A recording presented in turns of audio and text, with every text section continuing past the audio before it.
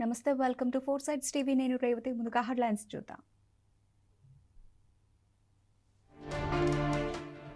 నేడు దేవరకొండలో సీఎం రేవంత్ రెడ్డి పర్యటన, పలు అభివృద్ధి పనులకు శంకుస్థాపన.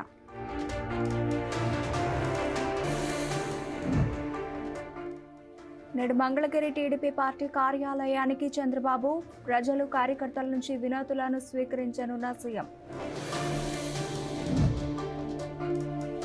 ఏసీబీ వలలో హనుమకొండ జిల్లా అదనపు కలెక్టర్ 60,000 లంచం తీసుకుంటూ పట్టుబడిన వెంకటరెడ్డి.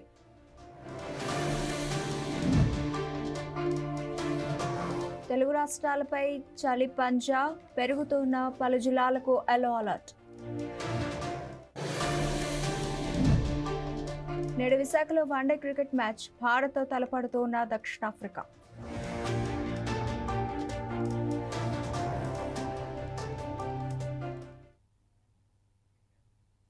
రైటికి డీటెయిల్స్ చూస్తే, తెలంగాణ ప్రజాపాలన విజయోత్సవాల్లో భాగంగా ముఖ్యమంత్రి రేవంత్ రెడ్డి ఈరోజు నల్గొండ జిల్లాలో పర్యటించనున్నారు. దేవరకొండ నియోజకవర్గంలో ఆయన పలు అభివృద్ధి కార్యక్రమాలకు శ్రీకారం చుట్టడంతో పాటు బహిరంగ సభలో పాల్గొంటారు. సీఎం పర్యటన నేపథ్యంలో జిల్లా కలెక్టర్ ఇలా త్రిపాఠి, ఎస్పీ శరత్చంద్ర పవార్, స్థానిక ఎమ్మెల్యే బాలు నాయక్ అన్న ఏర్పాట్లను పరిశీలించారు. ఈ పర్యటనలో భాగంగా దేవరకొండలో మొత్తం 6.50 కోట్ల రూపాయల విలువైన పనులకు సీఎం శంకుస్థాపన చేయనున్నారు. అనంతరం మహిళా సంఘాలకు బ్యాంకు లింకేజీ కింద 11.33 కోట్ల రూపాయల విలువైన చెక్లను పంపిణీ చేస్తారు. సాయంత్రం పట్టణ శివార్లోని సేరిపల్లి వద్ద ఏర్పాటు చేసిన ప్రజాపాలన విజయోత్సవ సభలో సీఎం రేవంత్ రెడ్డి పాల్గొని ప్రసంగిస్తారు. ఈ కార్యక్రమంలో మంత్రులు ఉత్తమ్ కుమార్ రెడ్డి, కోమటిరెడ్డి వెంకటరెడ్డి, అడ్లూరి లక్ష్మణ్ కుమార్ కూడా పాల్గొంటారు.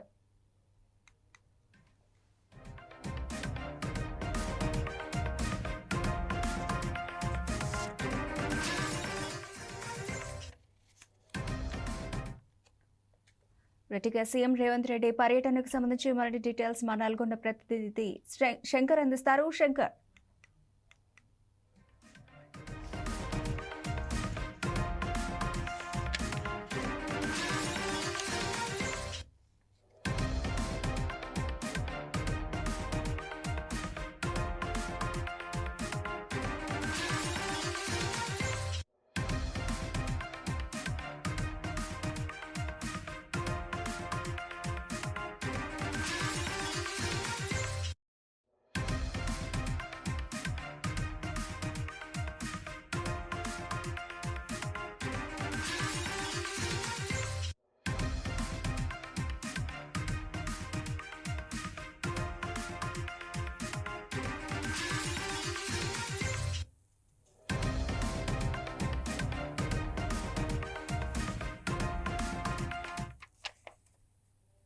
రైట్. నేడు ప్రజాపాలన విజయోత్సవ సభలో సీఎం రేవంత్ రెడ్డి పాల్గొననున్నారు. పలు అభివృద్ధి కార్యక్రమాలకు సీఎం రేవంత్ రెడ్డి శ్రీకారం చుట్టనున్నారు. ఇక ఇదే విషయానికి సంబంధించి మరిన్ని డీటెయిల్స్ నల్గొండ నుంచి మా ప్రతినిధి శంకర్ అందిస్తారు. శంకర్.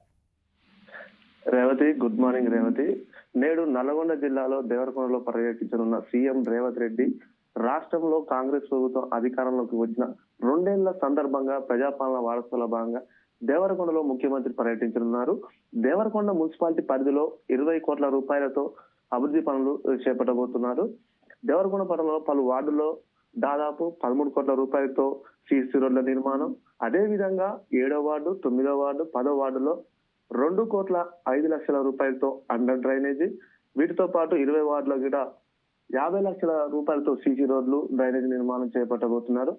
దేవరకొండలోని ప్రభుత్వ బాలుర జూనియర్ కళాశాలలో 2 కోట్ల రూపాయలతో స్టేడియం ఏర్పాటు చేయబోతున్నారు.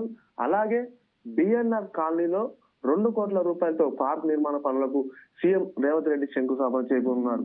వీటికి సంబంధించి శిలాఫలకాలు కూడా సభా వేదిక వద్దనే ఏర్పాటు చేశారు అధికారులు. 11,33,00,000 విలువ గల బ్యాంక్ లీకేజ్ చెక్కులు మహిళా సంఘాల సభ్యులకు సీఎం పంపిణీ చేయనున్నారు. సీఎం పర్యటన నేపథ్యంలో దేవరకొండ పట్టణ పోలీసులు పటిష్ట బందోబస్తు ఏర్పాటు చేశారు. ఎలాంటి అవాంఛనీయ సంఘటన జరగకుండా బందోబస్తు ఏర్పాటు చేసినట్లు దేవరకొండ డిఎస్పీ శ్రీనివాసరావు తెలిపారు.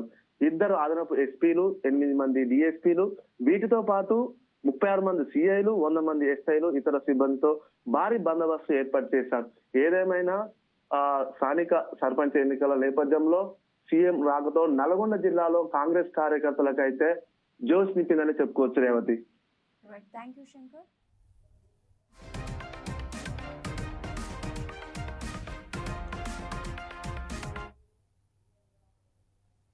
హనుమకొండ జిల్లా అదనపు కలెక్టర్ ఇన్ఛార్జ్ డీఈఓ వెంకటరెడ్డి ఏసీబీకి చిక్కారు. కొత్తూరు హైస్కూల్ అనుమతుల పునరుద్ధరణ కోసం 60,000 రూపాయల లంచం తీసుకుంటుండగా ఏసీబీ అధికారులు పట్టుకున్నారు.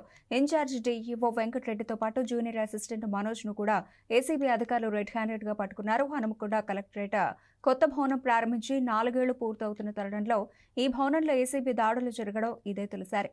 ఉద్యోగులు విధులు ముగించుకుని బయటకు వెళ్లే సమయం కావడంతో ఒక్కసారిగా ఉలిక్కిపడ్డారు.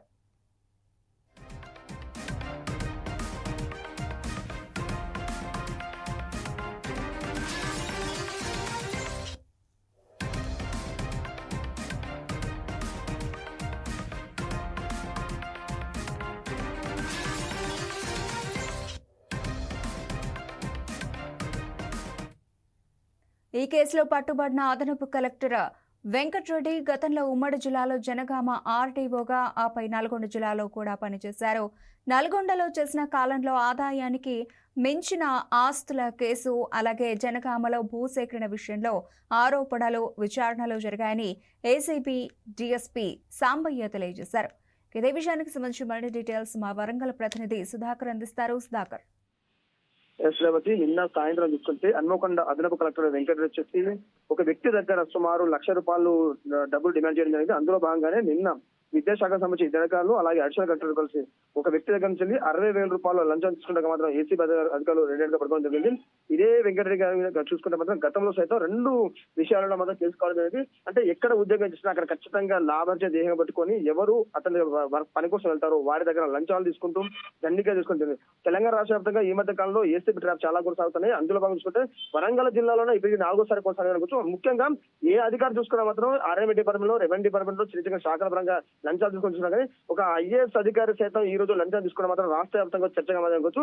అయితే ఐఏఎస్ అధికారి అంటే హన్మకొండ జిల్లాకు విద్యాశాఖకు డీఈఓగా లేకపోవడం మాత్రం ఈ వెంకటరెడ్డి గారికి అదే అదనపు కలెక్టర్ ఇన్ఛార్జ్ ఇవ్వడం జరిగింది. ఇన్ఛార్జ్ బాధ్యతలు తీసుకున్న తర్వాత ఒక స్కూల్ పర్మిషన్ కు రీపర్మిషన్ ఇవ్వడం కోసం అతన్ని ₹1,00,000 డిమాండ్ చేయడం జరిగింది. ₹1,00,000 ఇవ్వడం నేపథ్యంలో మాత్రం ఈ రోజు మీకు 60,000 ఇస్తాను, మిగిలిన డబ్బులు మరో 4 రోజులు ఇస్తానని చెప్పడం జరిగింది. ఇలా డబ్బులు తీసుకొచ్చిన వెంటనే సదరు వ్యక్తి వచ్చేసి ఏసీబీకి ఫోన్ చేయడంతో మాత్రం ఏసీబీ వ్యక్తులకు రావడము, రెడ్ హ్యాండెడ్ ఒకటేసారి ఇటు అడిషనల్ కలెక్టర్ ని అలాగే విద్యాశాఖ సంబంధించిన ఇద్దరు వ్యక్తులను మాత్రం పట్టుకోవడం జరిగింది. పూర్తిగా డిఎస్పీ ఆధ్వర్యంలో అంటే ఏసీబీ డిఎస్పీ ఆధ్వర్యంలో సాంబయ్య ఆధ్వర్యం జరిగింది. సాంబయ్య చెప్పడం జరిగింది, గతంలో సైతం అడిషనల్ కలెక్టర్ కొనసాగుతూ మాత్రము తెలంగాణ రాష్ట్రంలో ఎక్కడ విధులు నిర్వహించాడు, జనగాంలో కానీ ఎక్కడ విధులు నిర్వహిస్తున్నా అక్కడ లంచాలు తీసుకుంటూ మాత్రము చాలా సార్లు బయట రావడం జరిగింది. ఈసారి మాత్రం రెడ్ హ్యాండెడ్ గా పట్టుకోవడం జరిగింది. ఖచ్చితంగా తెలంగాణ రాష్ట్రంలో ఎవరైనా అధికారులు, ప్రభుత్వ అధికారులు సాధారణ పౌరుల దగ్గర లంచాలు తీసుకున్నా భయభ్రాంతం గురి చేసుకుంటూ డబ్బులు ప్రయత్నించిన ఖచ్చితంగా ఏసీబీ వాళ్ళని ట్రాప్ చేస్తుంది, ఖచ్చితంగా పట్టుకుంటామని చెప్పడం జరిగింది. ఏదేమైనా ఒక అడిషనల్ కలెక్టర్ ఇలా లంచం తీసుకోవడం మాత్రం రాష్ట్ర వ్యాప్తంగా చర్చ మనకు అనుకుంటున్నది.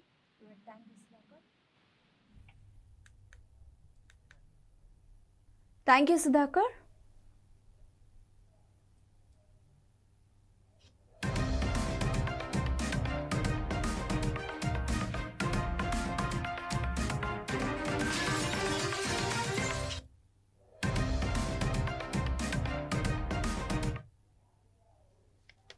తెలుగు రాష్ట్రాలపై చలిపూలి పంజా విసురుతోంది. పలు జిల్లాల్లో ఉష్ణోగ్రతలు కనిష్ట స్థాయికి పడిపోతున్నాయి. ముఖ్యంగా తెలంగాణలో చలి తీవ్రత రోజురోజుకు పెరిగిపోతోంది. ఇప్పటికే ఉత్తర తెలంగాణలో చలి మొదలవగా రాజధాని హైదరాబాద్లో ఉష్ణోగ్రతలు గణనీయంగా తగ్గిపోతున్నాయి. దీంతో పలు జిల్లాలకు ఎల్లో అలర్ట్ జారీ చేసింది వాతావరణ శాఖ. ఉత్తర తెలంగాణ జిల్లాలో చలి తీవ్రత కనిష్ట స్థాయిలో ఉండగా హైదరాబాద్లో చలి పెరగనుందని వెల్లడించింది. రాష్ట్ర వ్యాప్తంగా ఉష్ణోగ్రతలు 11 డిగ్రీల సెల్సియస్ నుంచి 15 డిగ్రీల సెల్సియస్ మధ్య నమోదయ్యే అవకాశం ఉందని పేర్కొంది. దీంతో పలు జిల్లాలకు ఎల్లో అలర్ట్ జారీ చేసింది. ముఖ్యంగా నారాయణపేట, జోగులాంబ గద్వాల్, నాగర్ కర్నూల్, మహబూబ్ నగర్, వనపర్తి, సూర్యాపేట, నల్గొండ, ఖమ్మం, భద్రాద్రి, కొత్తగూడెం జిల్లాల్లో చలి తీవ్రత తక్కువగా ఉండే అవకాశం ఉందని తెలిపింది.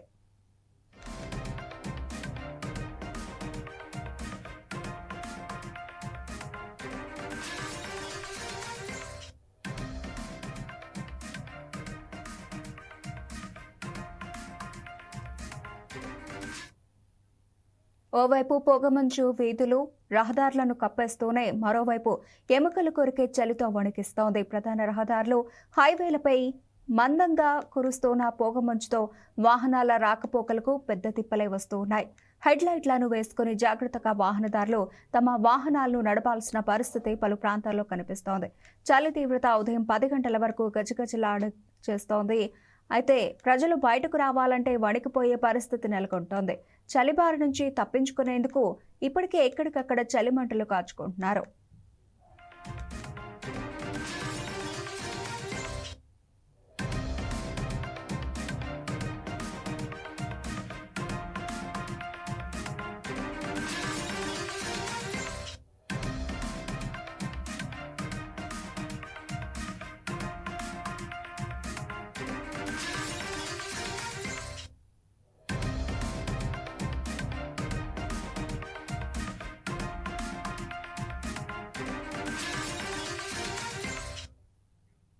రెటిగేట్ తెలంగాణలోనే కాకుండా అటు ఏపీలో కూడా ఏజెన్సీ ప్రాంతాల్లో ముఖ్యంగా ఉష్ణోగ్రతలు పడిపోతూ ఉన్నాయి. అల్లూరు జిల్లాలో పగటి ఉష్ణోగ్రతలు దారుణంగా నమోదవుతున్నాయి. ఉష్ణోగ్రతలు దారుణంగా పడిపోవడంతో ఏజెన్సీ ప్రాంత వాసులు గజగజ వణికిపోతున్నారు. అల్లూరు జిల్లాలోని జి మాడుగులలో 10 డిగ్రీలు, అరకులో 11 డిగ్రీలు, పాడేరులో 12 డిగ్రీలు, చింతపల్లిలో 12.5 డిగ్రీల ఉష్ణోగ్రతలు నమోదయ్యాయి. రాబోయే 10 రోజుల్లో తెలంగాణలో కనిష్ట స్థాయికి ఉష్ణోగ్రతలు పడిపోయే అవకాశం ఉందని పేర్కొంది. ప్రజలు అప్రమత్తంగా ఉండాలంటూ సూచిస్తున్నారు.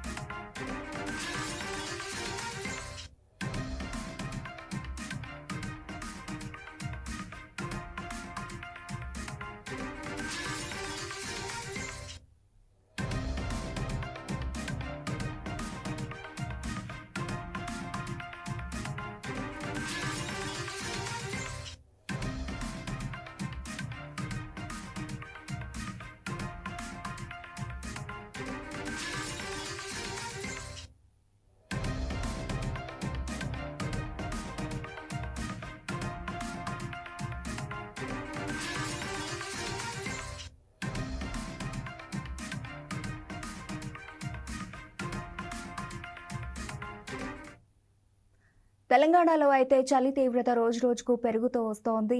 ఇప్పటికే అటు ఎక్కడికక్కడ ప్రజలు మంటలు వేసుకొని చలి కాచుకుంటూ ఉన్నారు. అలాగే రహదారులపై కూడా చలి తీవ్రత ఎక్కువగా ఉండడంతో వాహనదారులు తీవ్ర ఇక్కట్లు పడుతూ ఉన్నారు. ఇదే విషయానికి సంబంధించి ఆదిలాబాద్ నుంచి మా ప్రతినిధి మరిన్ని డీటెయిల్స్ అందిస్తారు.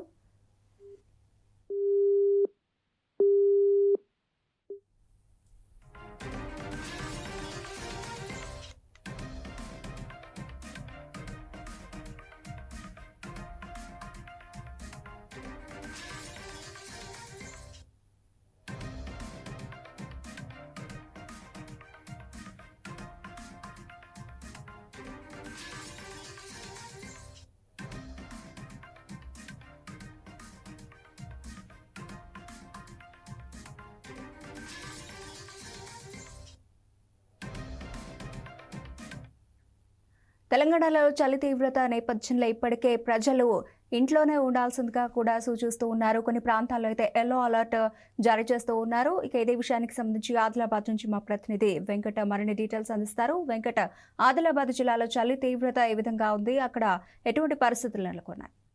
Good morning Revathi. తెలుగు రాష్ట్రాల మొత్తం చలి గజగజ వణికిస్తుంది. ఆదిలాబాద్ జిల్లాలో చూసుకున్నట్లయితే మొత్తానికి ఉత్తరాది నుండి ఇప్పటికే జిల్లాకు చలి ప్రభావం పెరిగింది. కుమరంభీం ఆసిఫాబాద్ జిల్లాలో 10 డిగ్రీల మేరకు ఉష్ణోగ్రతలు నమోదవుతున్నాయి. మొత్తానికి చూసుకున్నట్లయితే సిర్పూర్ లో 10.4 ఉష్ణోగ్రతలు నమోదవుతున్నాయి. 10.8 డిగ్రీలు సత్నాలలో నమోదవుతున్నాయి. నిర్మల్ జిల్లా పెంబిలో 12.7 డిగ్రీలు కనిష్ట ఉష్ణోగ్రతలు నమోదవుతున్నాయి. ఇదే విధంగా చూసుకున్నట్లయితే ఉత్తర తెలంగాణలో మాత్రం చలి తీవ్రత ఎక్కువ ఉంది. కామారెడ్డి, రాజన్న, సిరిసిల్ల జిల్లాలో, జగిత్యాల, సిద్దిపేట, పెద్దపల్లి, మెదక్, కరీంనగర్ జిల్లాలో కూడా తీవ్రంగా ఉంది. మొత్తానికైతే చలి కారణంగా ప్రజలు బయటకు రావడం లేదు. పొగమంచుతో కంపేసి ఉంటుంది. ఏజెన్సీ అంతా పొగమంచుతో నిండి ఉంటుంది. వాహనదారులకు కూడా తిప్పలు తప్పడం లేదు. మరోవైపు ఎముకలు కొరికే చలితో మాత్రం ఇబ్బందులు పడుతున్నారు. ఇటు పశువులు కూడా ఇబ్బందులు పడుతున్నాయి. వాటితో పాటు ప్రజలు కూడా ఇబ్బందులు పడుతున్నారు. మొత్తానికి వాహనాలు ముందుకెళ్లాలంటేనే ఇబ్బందిగా ఉంది. రహదారులు అంతా మంచుతో కప్పేసుకొని ఉంటున్నాయి. లైట్లు వేసుకొని పోతున్న పరిస్థితి ఉంది. ఉదయం 3 గంటల నుండి 10 గంటల వరకు కూడా మంచుతో కప్పుకొని ఉంటుంది. ఆ మంచు తీవ్రత తగ్గకముందే మళ్ళీ సాయంత్రమే 6 గంటలకు మళ్ళీ మంచు పడడంతో మాత్రం వాహనదారులు మాత్రం చాలా ఆలస్యంగా వెళ్తున్నటువంటి పరిస్థితి ఉంది. ప్రమాదాలకు కూడా గురవుతున్నాయి. ఇలాంటి పరిస్థితులు డిసెంబర్ మాసంలో ఉంటే ఇంకా ముందు ఎక్కువ ఉంటుందని వాతావరణ శాఖ హెచ్చరికలు జారీ చేసింది. మొత్తానికైతే ఇక్కడ చలి ప్రభావం ఎక్కడ ఉండడం వల్ల చలి నుండి రక్షణ చర్యల్లో భాగంగా ప్రజలు ఉన్ని దుస్తులు ధరిస్తున్నారు. వెచ్చగా ఉండేందుకు టీలు, వెచ్చని నీరు లాంటివి తాగుతున్నారు. మొత్తానికైతే శ్వాసకోశ సంబంధిత వ్యాధుల బారిన పడే అవకాశాలు ఉన్నాయని వైద్యులు హెచ్చరిస్తున్నారు. ఎవరు కూడా అవసరం ఉంటే తప్ప బయటకు వెళ్ళకూడదు అని చెప్తున్నటువంటి పరిస్థితి ఉంది. ఇప్పటికే కొంతమంది వృద్ధులు అనారోగ్యం బారిన పడి ప్రభుత్వ ఆసుపత్రులకు వస్తున్నటువంటి పరిస్థితులు ఉన్నాయి. మొత్తానికైతే ఆరోగ్యం పట్ల కూడా జాగ్రత్త వహించాలని వైద్యులు సూచిస్తున్నారు. మొత్తానికైతే వైద్యులను సంప్రదించి సరైన చికిత్స పొందాలని చెప్పి కూడా వారు చెప్తున్నటువంటి పరిస్థితి ఉంది. ఆహారం కూడా వేడిగా తాజాగా తినాలని చెప్తున్నారు. అటు ఏపీలో కూడా ఏజెన్సీలో పలు జిల్లాల్లో మాత్రం ఉష్ణోగ్రతలు పడిపోతున్నాయి. ముఖ్యంగా అల్లూరు జిల్లాలో పగటి ఉష్ణోగ్రతలు దారుణంగా నమోదవుతున్నాయి. ఈ ఏడాది కూడా ఏజెన్సీ ప్రాంతంలో టూరిస్టులు తగ్గుముఖం పట్టినటువంటి పరిస్థితి ఉంది. గజగజవనికేలా చలి ఉండడంతో అల్లూరు జిల్లాలోనే మొత్తం 10 డిగ్రీల ఉష్ణోగ్రతల వద్ద అరకులో 11, పాడేరులో 12 డిగ్రీలు, చింతపల్లిలో 12.5 డిగ్రీలు నమోదవుతున్నాయి. మొత్తానికైతే తగు జాగ్రత్తలు వహించాలని చెప్పి హెచ్చరికలు జారీ నేపథ్యంలో మొత్తానికైతే ప్రయాణాలు కూడా ప్రజలు తగ్గించుకుంటున్నారు. ఏదైతే అనారోగ్యం బారిన పడుతున్న వారు కూడా చాలా జాగ్రత్తగా ఉండాలని చెప్తున్నటువంటి పరిస్థితి ఉంది. మొత్తంగా దీనికంటే తోడు ఉత్తరాది జిల్లాలో ఇప్పటికే చలి ప్రభావం పెరుగుతుంది. కాబట్టి ఇటు నార్త్ తెలంగాణ నార్త్ తెలంగాణలో మాత్రం హైలైట్ కొనసాగుతుంది. దీనికి సంబంధించి ఇప్పటికే ప్రజలు అప్రమత్తమయ్యారు. ఎవరు కూడా బయటకు వెళ్ళారు. ఈ సింగరేణి ప్రాంతంలో చూసుకున్నట్లయితే రోజు రోజుకు సింగరేణిలో చలి తీవ్రత ఎక్కువ ఉండడంతో హాజరు శాతం కూడా తగ్గుతుంది. ఉత్పత్తికి కూడా విఘాతం కలుగుతుందని సింగరేణి అధికారులు చెప్తున్నటువంటి పరిస్థితి ఉంది. ఉదయం వేళలో షిఫ్ట్ లో కానీ, రాత్రి వేళ షిఫ్ట్ లో కానీ చాలా మంది కార్మికులు హాజరు కావడం లేదని చెప్పి ఇటు అధికారులు చెప్తున్నారు. మొత్తానికైతే ఈ ఉత్పత్తి మార్చిలోగా ఉత్పత్తిని సాధించాలి. కాబట్టి కార్మికులు విధులకు రావాలని చెప్పి ఓ పక్క అధికారులు సూచిస్తున్నారు. అయినప్పటికీ కూడా హాజరు శాతం తగ్గుతుంది, ఉత్పత్తికి విఘాతం కలుగుతుందని చెప్పి అధికారులు చెప్తున్నారు. దీనికి తోడు చలి తీవ్రత కారణంగా మొత్తానికైతే ఇవి తెలుగు రాష్ట్రాల్లో ఉన్నటువంటి తాజా పరిస్థితి. Revathi. Right, thank you Venkat.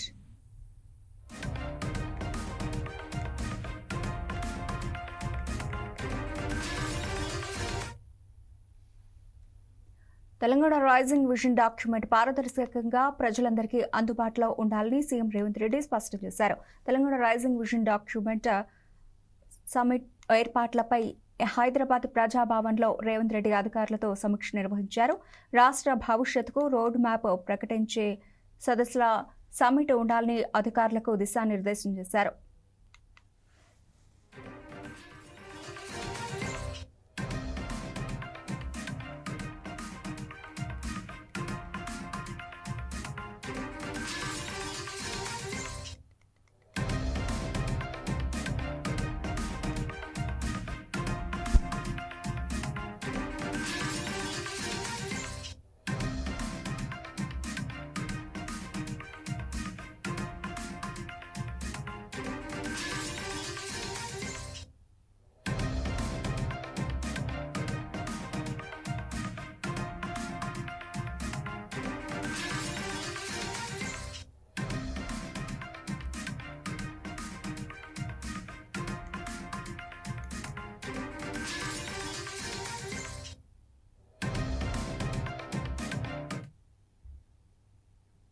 Telangana ప్రభుత్వం నిర్వహిస్తోన్న గ్లోబల్ సమ్మిట్కు ఆంధ్రప్రదేశ్ ముఖ్యమంత్రి చంద్రబాబును ఆహ్వానిస్తున్నట్లుగా తెలుస్తోంది. భవనాల్లో సినిమాటోగ్రఫీ శాఖ మంత్రిని కూడా ఆహ్వానించారు.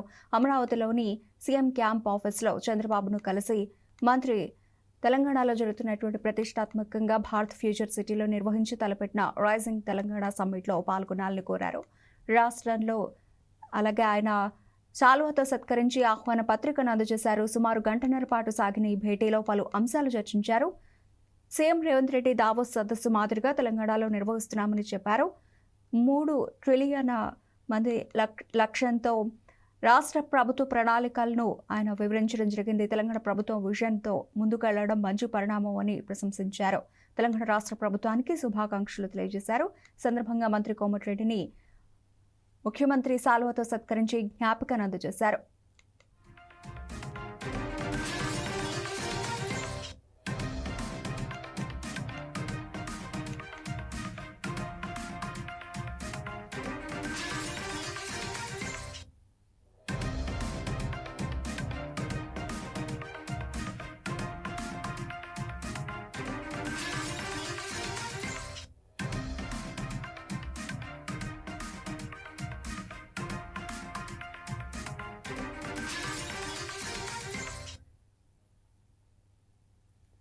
హైదరాబాద్ భారత్ ఫ్యూచర్ సిటీలో ఈ నెల 8, 9 తేదీల్లో తెలంగాణ రాష్ట్ర ప్రభుత్వం నిర్వహిస్తోన్న తెలంగాణ రైజింగ్ 2047 గ్లోబల్ సమ్మిట్కు హాజరు కావాలని జార్ఖండ్ సీఎం హేమంత్ సోరెన్ను ప్రత్యేకంగా ఆహ్వానించారు తెలంగాణ డిప్యూటీ సీఎం భట్టి విక్రమార్క.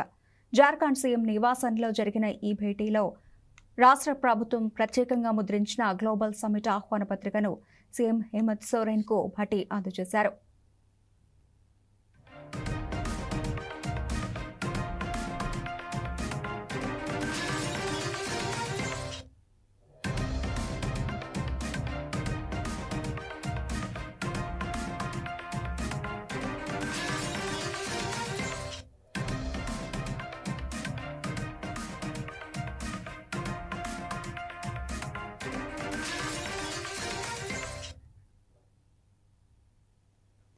రేవంత్ ప్రభుత్వం అత్యంత ప్రతిష్టాత్మకంగా నిర్వహిస్తోన్న తెలంగాణ రైజింగ్ గ్లోబల్ సమ్మిట్కు రావాలంటూ అసోం సీఎం హిమంత బిస్వా శర్మను తెలంగాణ మంత్రి జూపల్లి కృష్ణారావు ప్రత్యేకంగా ఆహ్వానించారు. డిసెంబర్ 8, 9 తేదీలో హైదరాబాద్ భారత్ ఫ్యూచర్ సిటీలో సమ్మిట్ నిర్వహిస్తున్న సందర్భంగా గువాహటీలో హిమంతును కలిసి ఆహ్వాన పత్రికను అందజేశారు. తెలంగాణ అభివృద్ధి అంతర్జాతీయ స్థాయిలో రాష్ట్రాన్ని నిలిపేలా చేస్తోన్న ఈ సమ్మిట్కు హాజరు కావాలని కోరారు. సమ్మిట్లో ఆవిష్కరించనున్న విజన్ డాక్యుమెంట్ గురించి సీఎంకు వివరించడం జరిగింది.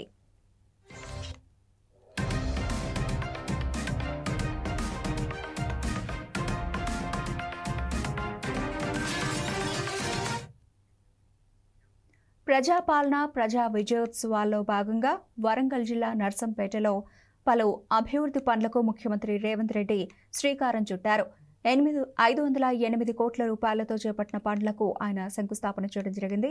నర్సంపేట నెక్కొండ 4 లైన్ల రోడ్డు నిర్మాణ పనులు, హనుమకొండ మహబూబాబాద్ 4 లైన్ల రోడ్డు విస్తరణ పనులకు శంకుస్థాపన చేశారు. దాంతోపాటు నర్సంపేటలో నర్సింగ్ కాలేజీ నిర్మాణానికి కూడా శంకుస్థాపన చేశారు.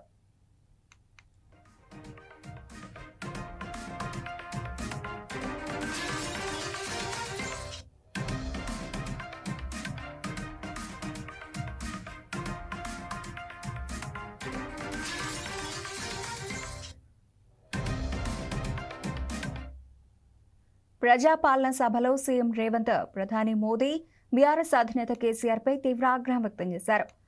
తెలంగాణకు మొదటి ప్రభుత్వం అన్యాయం చేస్తోందని ఆరోపించారు. రాష్ట్ర అభివృద్ధికి కేంద్ర ప్రభుత్వం ఎందుకు సహకరించడం లేదంటూ ప్రశ్నించారు. తెలంగాణ ప్రజల ఆశీర్వాదం ఢిల్లీని ఢీకొడతామని హెచ్చరించారు.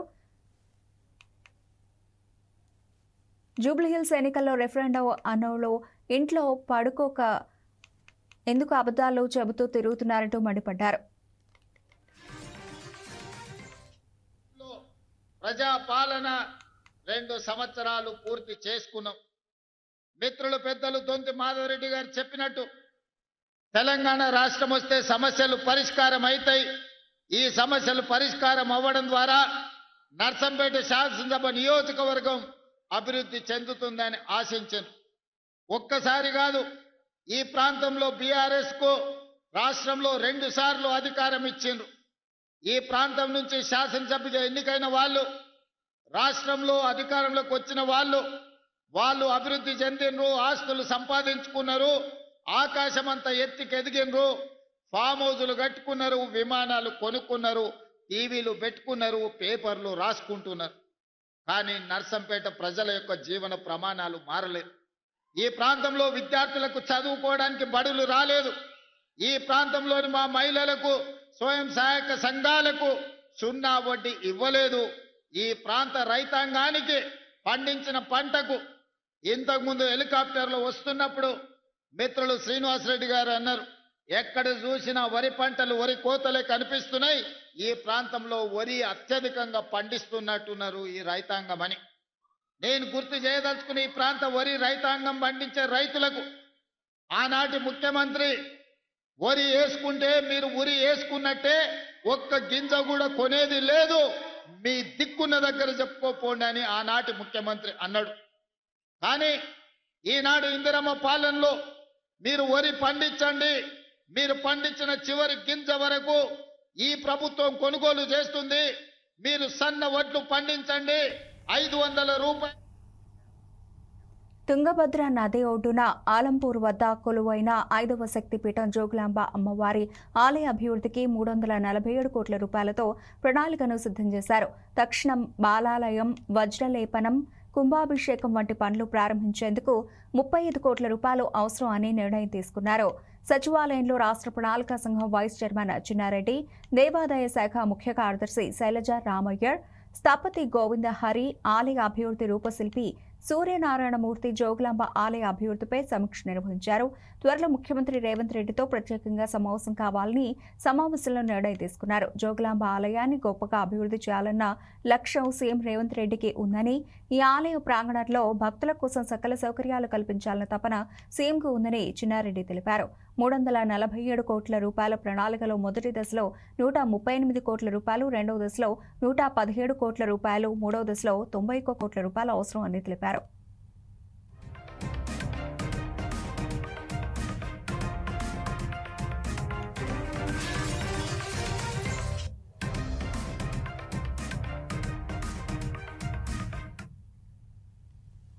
యాదాద్రి భువనగిరి జిల్లాలో సర్పంచ్ ఎన్నికల సందడి నెలకొంది. పోటాపోటీగా నువ్వానైనా అన్నట్టు ప్రచారాలు జోరుగా సాగుతున్నాయి. ప్రస్తుతం గతంలో కంటే యువకులు రాజకీయాల్లో చురుగ్గా కనబడుతున్నారు. యాదాద్రి జిల్లాలో సర్పంచ్ అభ్యర్థులు 564 వార్డుల్లో 2899 మంది బరిలో ఉన్నట్లు అధికారులు ప్రకటించారు. పోటీలో ఉన్న వారికి గుర్తులు కేటాయించారు. యాదాద్రి జిల్లాలోని 6 మండలాల్లోని 153 పంచాయతీలకు మొదటి విడతలో ఎన్నికలు జరగనున్నాయి. రామన్నపేట మండల పరిధిలోని ఇంద్రపాలక నగరంలోని 33 విక్రమ్కి గ్రామ ప్రజలు పట్టం కట్టబోతున్నారని అక్కడ ప్రజలు చెబుతున్నారు. పోటీలో ఉన్న విక్రమ్ గ్రామ అభివృద్ధికి ఎటువంటి పథకాలు రచించారు, తన కార్యాచరణ ఏంటి? దీనిపై మరింత సమాచారం మా నల్గొండ ప్రతినిధి శంకర్ అందిస్తారు. సర్పంచ్ ఎన్నికల నేపథ్యంలో గ్రామాల్లో, పల్లెల్లో ఎన్నికల హోరీ అయితే ఊపందుకుందని చెప్పుకోవచ్చు. ప్రస్తుతం మనం రామన్నపేట మండలంలోని ఇంద్రపాలక నగరంలో ఉన్నాం. ఉమ్మడి నల్గొండ జిల్లా వ్యాప్తంగా అయితే ఈసారి యువత పెద్ద ఎత్తున రాజకీయాల్లోకి అయితే వస్తున్నట్టు కనపడుతుంది. ప్రస్తుతం యువకుడు మన ముందున్నాడు. అసలు గ్రామ అభివృద్ధి అయిన ముందున్న ఆశయం ఏంది, అసలు ఎలాంటి ఆలోచనతో ముందుకు వస్తున్నాడు, గతంలో ఉన్న పాలకులు ఏం చేశారో ఆయన మాటల్లో తెలుసుకునే ప్రయత్నం ఏదైనా చేద్దాం. చెప్పండి. నమస్కారం అండి, నా పేరు గర్దాస్ విక్రమ్. నేను యాదాద్రి భువనగిరి జిల్లా రామన్నపేట మండలం ఇంద్రపాల నగరం గ్రామ సర్పంచ్గా పోటీ చేస్తున్నాను. నా ఏజ్ వచ్చేసి 33 సంవత్సరాలు. నేను ఒక యువకునిగా ఈ రాజకీయాల్లోకి వచ్చి గ్రామాన్ని అన్ని విధాలుగా అభివృద్ధి చేయడం ఉద్దేశంతో ఒక యువకుడైతే ఈ గ్రామానికి అభివృద్ధి చేస్తారనే ఒక లక్ష్యం పెట్టుకొని ఈ రాజకీయాల్లోకి రావడం జరిగింది. నేను గత 8-10 సంవత్సరాల నుంచి గ్రామంలో వివిధ రకాలు సేవలు చేసుకుంటూ గ్రామ ప్రజలకు ఏ సమస్య వచ్చినా ముందుండి పోరాడుతూ గ్రామంలో అన్ని రకాల వర్గాలకు అన్ని రైతుల పక్షాన, యువకుల పక్షాన పోరాడుతూ గ్రామంలో సమస్యలను ప్రభుత్వం దృష్టికి తీసుకెళ్లి కొన్ని మేర ఆ సమస్యలను నెరవేర్చాను. ఇంకా కొన్ని సమస్యలు అట్నే మిగిలి ఉన్నాయి. సొంతంగా మనమే రాజకీయంలో వచ్చి గ్రామ సర్పంచ్గా ఉంటే ఆ సమస్యలన్నీ పూర్తిగా పరిష్కరించవచ్చనే లక్ష్యంతో ఈసారి పోటీ చేయడానికి నిర్ణయించుకున్నాను. నేను ప్రస్తుతం గ్రామంలోనే ఉంటా. వ్యవసాయ కుటుంబం, నాకు రైతుల బాధ తెలుసు. ఒక యువకునిగా యువకుల సమస్యలు తెలుసు. గ్రామంలో ఉన్నటువంటి ప్రతి సమస్య మీద అవగాహన ఉంది. మా గ్రామంలో ఒక 12 వార్డులు ఉంటాయి. ఏ వార్డులో ఎలాంటి ప్రణాళికలు చేసుకొని నేను ముందుకెళ్ళనే లక్ష్యంతో ఈరోజు సర్పంచ్గా పోటీ చేయాలనుకుంటున్నాను. ప్రచారం అయితే ఆల్రెడీ ముమ్మరంగా కొనసాగుతుంది. మిమ్మల్ని ఆదరిస్తారని మీరు విశ్వసిస్తున్నారా? తప్పకుండా అండి, గ్రామంలో కూడా ఒక మార్పు కోరుకుంటున్నారు.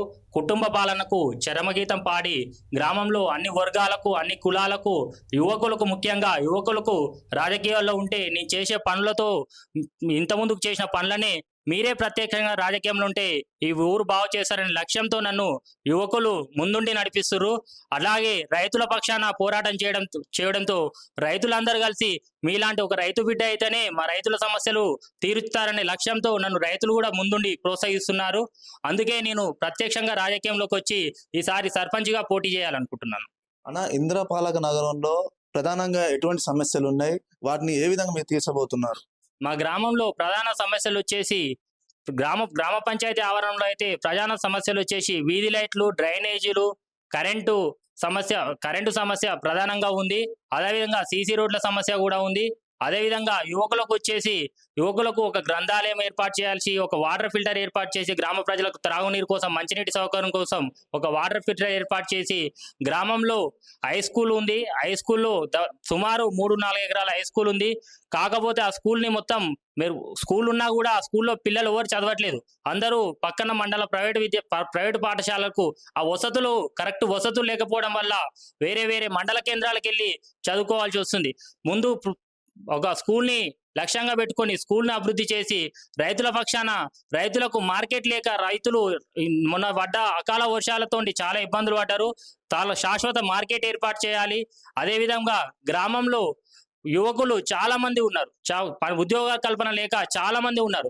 యువకులకు ఉద్యోగ కల్పన కోసం జాబులు ఏర్పాటు చేసే విధంగా వివిధ కంపెనీలతో సంప్రదించి జాబులు ఏర్పాటు చేయాలనే లక్ష్యంతో నేను ముందుకెళ్తున్నాను. అన్న, ఇక్కడ గ్రామస్తులు చెప్పేది ఏంటంటే మీరు రాజకీయాలు రాకముందుకే ఎన్నో సేవా కార్యక్రమాలు చేశారని ఇక్కడ గ్రామస్తులు చెప్తున్నారు. ఏమేం కార్యక్రమాలు చేశారు, ఎలాంటి గతంలో మేము రాజకీయాల్లోకి రాకముందుకే మేము గత ప్రభుత్వం నుండి కొట్లాడి గ్రామంలో ప్రధాన ఆలయమైన శంకరగుట్టకు సీసీ రోడ్డు వేయించడానికి ప్రభుత్వం నుండి నిధులు తీసుకొచ్చి రోడ్డుకు మరమ్మతులు చేశాము. అదేవిధంగా గ్రామంలో నిరుపేద కుటుంబాలు ఎవరు చనిపోయినా వాళ్ళ కుటుంబాన్ని పరామర్శించి ఆర్థికంగా అన్ని విధాలుగా వాళ్ళకు కావాల్సిన వసతులు ఏర్పాటు చేశాము. అదేవిధంగా విద్యార్థుల పట్ల మేము స్కూల్లో కూడా చాలా కార్యక్రమాలు చేశాం. స్కూల్ పిల్లలకు షూ కానీ, నిరుపేద విద్యార్థులు ఫీజు కట్టలేని పరిస్థితులు చాలా మంది విద్యార్థులకు ఫీజు కట్టడం జరిగింది. అదేవిధంగా ప్రభుత్వం నుంచే ప్రతి దాన్ని నేను ప్రజలకు విషయం ముఖ్యంగా ముందుండి ప్రోత్సహించాను. కొన్ని సంక్షేమ పథకాలు ప్రజలకు తెలియలేకపోయే వాళ్ళు కూడా వాళ్ళ దగ్గరికి వెళ్ళి ఈ సంక్షేమానికి మీరు ఎలిజిబుల్ అవుతారని చాలా మందికి సంక్షేమ పథకాలు అందించడం జరిగింది. అన్న, ఇప్పుడున్న సిచ్యువేషన్ లో ప్రభుత్వం తరఫున కానీ ప్రతిపక్షం పార్టీ కానీ కాకుండా ఇండిపెండెంట్ గా చేశారు. మీరు వాళ్ళని గెలిచే ప్రయత్నం అయితే మీకు ఆశాభావం వ్యక్తం చేయొచ్చా? తప్పకుండా అండి. నా ప్రజలకు ఈ రోజు నేను గత 3 రోజుల నుంచి ప్రచారం మొదలు పెడుతుంటే మీలాంటి నాయకుడుకు మా గ్రామానికి కావాలి, ఈ గ్రామంలో కుటుంబ పాలనకు చరమగీతం పాడాలని యువకులు, ముసలివారు, రైతులు, అన్ని వర్గాల ప్రజలు సంపూర్ణ మద్దతు తెలుపుతూ నాతో పాటు కలిసి నడుస్తున్నారు. చూశారు కదండి, విక్రమ్ చెప్పేది ఏంటంటే రాజకీయాలు రాకముందుకే ఎన్నో సేవా కార్యక్రమాలు చేశారు. యువతే నన్ను ముందుండి నడిపిస్తున్నారు. ఈసారి నువ్వు ఇండిపెండెంట్ గా వేస్తే ప్రజలు ఆదరిస్తారు. నువ్వు ఎటువంటి పదవి ఆశించినప్పుడే చాలా అభివృద్ధి కార్యక్రమాలు చేసినావు. అలాంటిది ఇలా నువ్వు రాజకీయ నాయకుడిగా అయితే మన గ్రామం రాష్ట్రంలోనే ముందంజలో ఉంటది, అభివృద్ధిలో తోడ్పడుతుంది అనేది యువకులు చెప్తున్న పరిస్థితి ఇక్కడ కనపడుతుంది. అదేవిధంగా గ్రామస్తులు యువకుల్ని ఎక్కువ ఎంచుకుంటున్నారట. గత పాలకులు ఏంటంటే ఒకే కుటుంబ పాలన జరుగుతుంది, మార్పు కోరుతున్నారు. ఇక్కడ విక్రమ్ అయితేనే యువకులకి ధీటుగా ఉంటారు, ఎటువంటి సమస్య అయినా కానీ ఎదుర్కొంటారని ఇక్కడ ప్రజలైతే కోరుకున్న పరిస్థితి కనపడుతుంది. ఇది ఇక్కడ ఇంద్రపాలక నగరంలో తాజా పరిస్థితి. తెలంగాణ రాష్ట్రంలో మంచిర్యాల జిల్లా కన్నెపల్లి పంచాయతీ కార్యదర్శిగా పనిచేస్తున్న గొల్లపల్లి రాజకుమార్ని ఏసీబీ అధికారులు పట్టుకున్నారు. ఇంద్రమ్మ ఇంటి బిల్లు ఇప్పించడం కోసం లబ్ధిదారుల నుండి 10,000 రూపాయలు లంచం డిమాండ్ చేశాడు. అంత డబ్బు ఇచ్చుకోలేమని బాధితులు 5,000 రూపాయలు ఇవ్వడానికి సిద్ధపడ్డారు. ఈ క్రమంలో ఏసీబీ అధికారులను ఆశ్రయించాడు. బెల్లంపల్లి పట్టణంలోని కాంటా చౌరస్తాలో బాధితుని వద్ద నుంచి 5,000 రూపాయలు లంచం తీసుకుంటూ ఏసీబీ అధికారులకు చిక్కాడని ఆదిలాబాద్ ఏసీబీ డీఎస్పీ మధు వెల్లడించారు. అధికారులు లంచం డిమాండ్ చేస్తే ఎలాంటి భయం లేకుండా ఏసీబీకి ఫిర్యాదు చేయాలని సూచించారు. డీఎస్పీ ఆదిలాబాద్ ఏసీబీ ఈరోజు కన్నపల్లి మండల్ విలేజ్ సెక్రటరీ గారైన గొల్లపల్లి రాజు గారు ఒక బాధితుని దగ్గర ఇందిరమ్మ ఇల్లు వేసుకున్న తర్వాత థర్డ్ స్టేజ్ లో అతనికి రావాల్సిన చెక్ కోసము అతన్ని 10,000 డబ్బులు డిమాండ్ చేయగా అతను అంత ఇచ్చుకోలేనని చెప్పేసి బద్దలు అది 5,000 తగ్గించినాడు. అదేవిధంగా 5,000 ఇక్కడ బెల్లంపల్లిలో అంబేద్కర్ స్టాట్యూ వద్ద తీసుకుంటుండగా రెడ్ హ్యాండెడ్ గా మేము పట్టుకోవడం జరిగింది. అందరికి తెలియజేసేది ఏంటంటే ఈ సందర్భంగా ఎవరైనా కానీ డబ్బులు ప్రభుత్వ అధికారులు వాళ్ళు న్యాయపరంగా చేయాల్సిన పనులు చేయకుండా డబ్బులు అడిగినట్లయితే వాళ్ళను 1064 కానీ లేదంటే 91. ఇవి బల్చిన అప్డేట్స్. మరిన్ని అప్డేట్స్తో మళ్ళీ కలుద్దాం. అంతవరకు చూస్తూనే ఉండండి 4 Sides TV.